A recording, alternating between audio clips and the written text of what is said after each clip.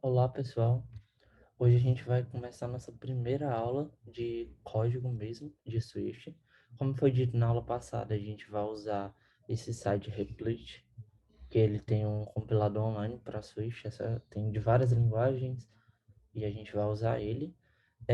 Caso você esteja num Mac, você pode usar, é aconselhável usar o Xcode do Mac. Caso você esteja no Linux ou no Windows, você pode usar o VS Code também, mas a gente vai usar aqui o Replit porque ele é um compilador online, então a pessoa pode fazer em qualquer lugar, inclusive até no celular, caso ela queira. Hoje a gente vai falar sobre valores simples, que é o básico da linguagem, só para a gente ter um overview geral. Começando pela declaração de variáveis, né? A gente tem a primeira variável. O Swift ele tem dois tipos. Você para declarar uma variável, ou é var ou ela é let. Quando você cria com var, ela é uma variável que pode mudar. Ela é variável, né? Então, tipo, eu declarei uma variável chamada variável com valor 40 e printei ela. Como ela é uma variável que ela não é constante, eu posso mudar ela e ele não gera uma compilação de erro.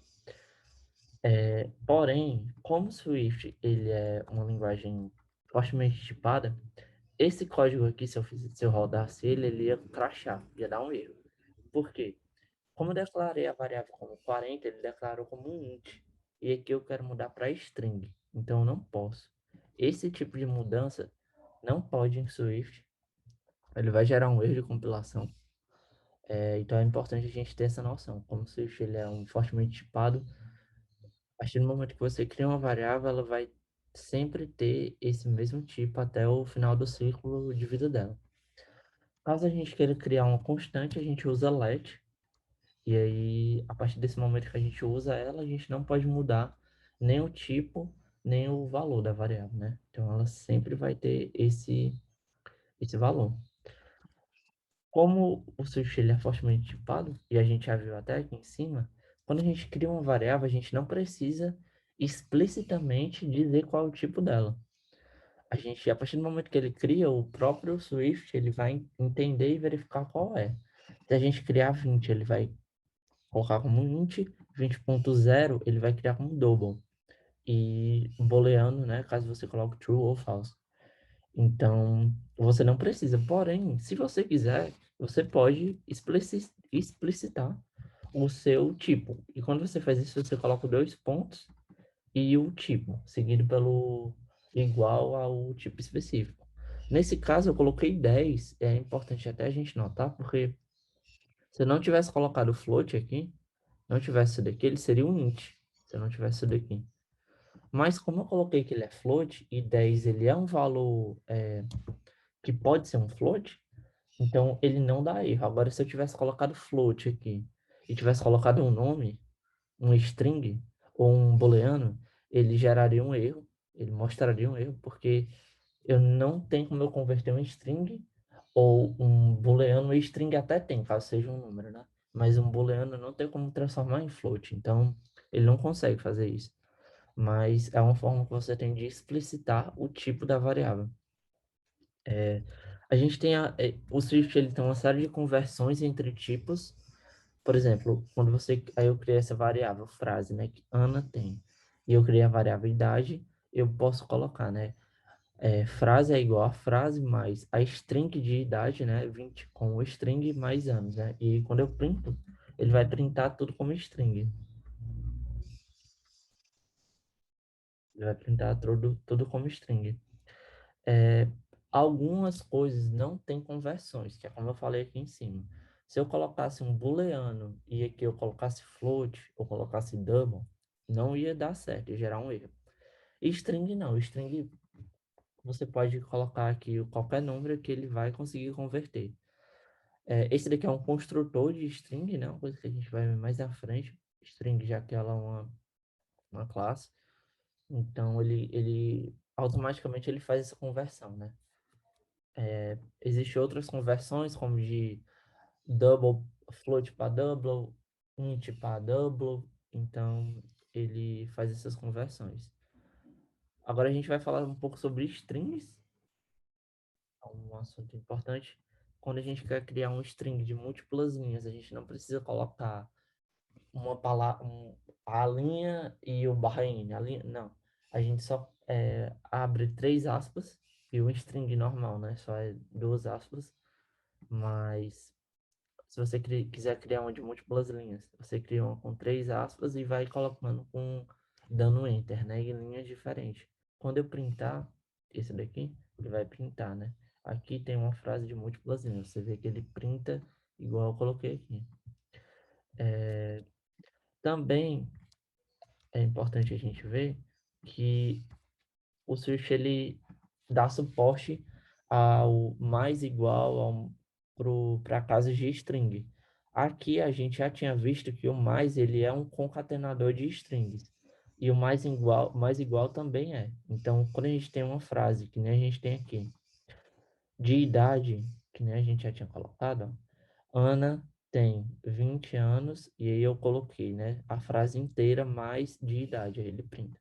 Ana tem 20 anos de idade, então o mais igual ele é um concatenador de string. Caso a gente queira colocar uma variável dentro de um string para printar, a gente pode usar essa sequência que é o barra, abre parênteses e coloca a variável lá dentro, caso a gente queira incluir variáveis no string. Bem, essa sintaxe aqui ela é bem melhor do que em outras linguagens, como por exemplo o Objective-C, que a gente tem que fazer como era em C, né? Que é o porcentagem, arroba, e fecha, quando fecha as aspas, a gente abre uma vírgula, coloca a variável. Isso fica ruim quando você tem muitas. Já nesse caso, não. Se eu tivesse outra aqui, eu poderia colocar e aqui colocar o nome de outra variável e assim ia fazendo. Então, ele é uma linguagem, ele é fica muito bom de ver, fica mais fácil de ver dessa forma. Agora a gente vai falar sobre números em geral. Como o Swift, mais uma vez, é importante a gente frisar, ela é uma linguagem fortemente tipada, a gente não consegue fazer uma soma ou qualquer tipo de operação com dois números de tipos diferentes. Essa linha aqui, ela daria um erro, ela causaria um erro, porque a gente estaria tentando somar um int com um double. Então a gente precisa ter dois números do mesmo tipo. Então a gente tem que, por exemplo, transformar o número que é double para int. Fazer novamente a conversão aqui, para aí sim conseguir fazer o cálculo. Tudo isso pela questão da segurança, que foi uma coisa que a gente falou lá na aula da história do Swift. Eles prezam muito por essa questão da segurança, de você ter tudo ao seu alcance, de você ter certeza do que você está fazendo, para não ter nenhum erro inesperado. Essa parte aqui é só para a gente ver os operadores que Swift tem, né? O igual para atribuição, o mais, o menos, o vezes, que é o asterisco, a barra, o mais igual, menos igual, barra igual, o multiplicar, né? Que aqui o asterisco igual, e o módulo. O módulo é com a porcentagem. Falando agora um pouco sobre coleções, né? Que é collection types. Primeiramente sobre array, que é o tipo mais básico que tem. O array em Swift ele só pode ter o mesmo tipo, também pela questão de segurança. Só pode ter o mesmo tipo em array. Então, quando a gente cria, é de uma forma bem conhecida por todos de outras linguagens, é uma forma bem comum. A gente abre com parênteses e a gente pode colocar os valores dessa forma, como a gente fez aqui. E aí, para printar, a gente usa o modelo de abre o colchete e bota o número específico. Aqui ele vai printar Ana, que é a segunda, né? Que a gente colocou, ó, pai, mãe, filha, que é o segundo, que é o terceiro elemento, né? Que ele começa do zero e ele vai printar dessa forma. Caso eu queira mudar, eu posso mudar, mesmo eu tendo criado como um let, eu posso mudar aqui. Eu consigo mudar a variável, eu consigo mudar de Ana para Bia aqui. E quando eu quero adicionar no final, eu uso a função append. Ele vai adicionar na última posição. Caso não tenha, ele vai adicionar na primeira. Então, José, e no final ele vai printar a Joana aqui. Um novo tipo de coleção é sets. Eles são basicamente como array. A única diferença é que ele não, quando você cria um set, ele não vai criar elementos repetidos, que é o que a gente mostra aqui. Esse primeiro set, chamado cores, ele tá ok. Ele tem azul, amarelo e rosa. Já esse segundo aqui, ele vai criar. Porém, quando ele criar, você vê que amarelo está repetido e azul está repetido. Quando ele criar, eu vou rodar. Ó. Cores 1, ele pinta normal, amarelo, azul e rosa. E no outro, ele também vai criar com o mesmo número. Como o amarelo está repetido e azul está repetido, ele não vai criar um set com valores repetidos. É uma coleção extremamente útil, que algumas vezes a gente não quer ter elementos repetidos num array, num set, no caso. Então, ele é muito, muito útil. Como vocês viram, ele não cria em ordem, né? Ele não cria em ordem, ele cria aleatoriamente aqui. Mas é útil essa questão dele não repetir valores. A próxima que a gente vai ver é tuplas, que foi uma novidade do Swift. Ele, todos os elementos dele precisam ser do mesmo tipo, e ele não pode adicionar nem remover depois da criação. A gente criou aqui uma tupla, né, de dois elementos, primeiro e último, do tipo string. E para acessar eles, a gente usa a nomenclatura de ponto, o nome que a gente criou, a variável, né? Então, tipo, nome, ponto primeiro, ou nome, ponto zero. Caso a gente coloque aqui um número que não tenha, ele vai criar um erro de compilação, mas ele é também a outra coleção existente em Swift. Você vê que ele printou José, José, que tanto faz eu colocar primeiro, né, que é o nome da variável que eu criei, como zero, que é a posição. Ele está na posição zero. Ao contrário do set, ele cria ordenadamente. A ordem que a gente coloca não importa. Outro tipo, esse bem importante também, muito usado em classes e no desenvolvimento em geral, é dicionários. A criação de dicionários é por meio de colchetes e criação de chave-valor. Quando a gente printa esse daqui, né, com separado por vírgulas, é importante.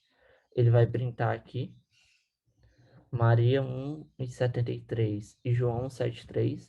E mais uma vez a gente vê, dicionário não é ordenado. Importante também. O set também não é. O array é, a tupla é, mas o dicionário ele não é ordenado. Ele pode vir de qualquer maneira aleatória. Para criar um dicionário vazio, isso daqui serve também para qualquer outro elemento, como por exemplo um array, para criar um array vazio que a gente vai adicionar depois, a gente pode colocar, por exemplo, um array de índice. A gente coloca o tipo dentro do colchete e abre o parênteses. Desse jeito a gente está criando um array vazio que pode ser adicionado depois, pode ser manipulado depois. Então a gente está criando dizendo que ele é um string int, ou seja, ele vai ser do tipo string com o chave valor, né? O valor do tipo int. E aí a gente vai adicionando. A idade de Carlos é 27, contém um elemento. E aí, por acaso, se a gente quiser esvaziar ele de novo, não, quero que ele fique vazio. A gente só coloca isso daqui. Abre o colchete com os dois pontos dentro. A gente está dizendo que transformou tudo que a gente tinha em vazio. E a gente adiciona de novo. Quando eu printar, né, que eu printei aqui, ele só vai ter, ele vai ter Ana. Ana, João, que eu já tinha colocado aqui em altura, né? Que eu já tinha criado. Eu adicionei. Quando eu cheguei bem aqui, esse daqui eu não cheguei a printar. Eu vou printar agora. Idades. Ele vai estar vazio. Tá aqui. Ele tá printando vazio porque eu transformei. Se eu colocasse esse print idades bem aqui, ele ia printar Carlos 27. Carlos 27, transformei a vazio. E aqui no já existente que a gente tinha criado, eu coloquei, ele vai adicionar, né? Ele não tem ordem, como eu já tinha falado, então nesse caso ele mostrou em primeiro. E é dessa forma como a gente coloca valores adicionando em dicionários. Por último, eu queria falar rapidamente sobre o Optionals, que foi uma funcionalidade nova. Ele basicamente é uma forma de tratar elementos nulos, que em Swift se chama new. e ele se caracteriza pelo ponto de interrogação. Quando a gente cria uma variável dessa forma, a gente está dizendo que essa variável ela é uma opcional, ou seja, ela pode ser nula, que é nil, ou ela pode ser um int. Quando a gente faz isso, a gente é permitido a criar uma variável igual a nil. Se eu printasse isso daqui, ele daria um erro, que é o quê? Eu não posso printar uma variável nil, ele daria um erro. Porém, ele permite que eu mude ela para 38, ou seja, porque como ela é um int, ela pode ser transformada em int. Quando eu rodar isso daqui agora, ele vai aparecer uma série de warnings, que não são erros, são warnings. Basicamente, por que que ele tá? Eu vou até comentar essa parte. Por quê? Ele está dizendo que você está tentando printar uma variável que é opcional. Ele quer que você dê um valor específico para ela, que você desembrulhe ela. O nome é unwrap, que eles falam, o nome certo. É, basicamente, ele está dizendo, olha, a sua variável ela pode ser new ou ela pode ser outra coisa. Eu preciso saber exatamente o que ela é. Ele vai printar, lá no final ele vai printar aqui, optional 38, ou seja, ele é uma 38 opcional. Caso a gente queira mostrar o valor exato que tem dentro, a gente usa sempre o ponto de exclamação. Porém, a gente precisa ter muito cuidado em usar ele. Por quê? Caso eu usasse ele aqui, ele geraria um erro. Por quê? Você tentaria ler um valor que é new. Nesse momento ele ainda é new, novidade. Eu não transformei ele em 38. Então ele daria um erro de compilação.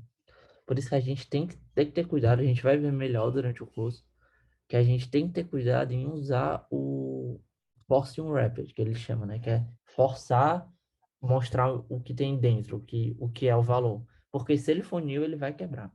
Então, é uma facilidade, não é tão fácil, não é tão intuitivo. Durante o curso a gente vai ver melhor. A forma que a gente tem de desembrulhar, né, da gente ver o que que tem dentro com segurança, é usando o if-let ou o guard-let, que a gente vai ver depois, ou qualquer outra estrutura, que ele vai comparar. Você faz um let novidade igual a novidade, que é o que eu printei aqui, ele só vai entrar nesse if caso o novidade tenha um valor. Se ele for new, ele não entra, ele passa. Ele não quebra, mas ele não entra no if. Então, é uma das formas que a gente tem de desembrulhar esse valor. E por hoje é isso. A gente fez um overview geral das funções básicas. Caso vocês tenham alguma dúvida, vocês podem mandar o e-mail que a gente está colocando aí. E a gente fica à disposição para responder os e-mails de vocês com dúvidas. E caso alguma dúvida tenha ficado assim durante a aula, são só comandos básicos e a gente vai, durante o curso, vai ficando melhor. A gente vai explicando melhor as partes. Então, por hoje é isso e até a próxima aula.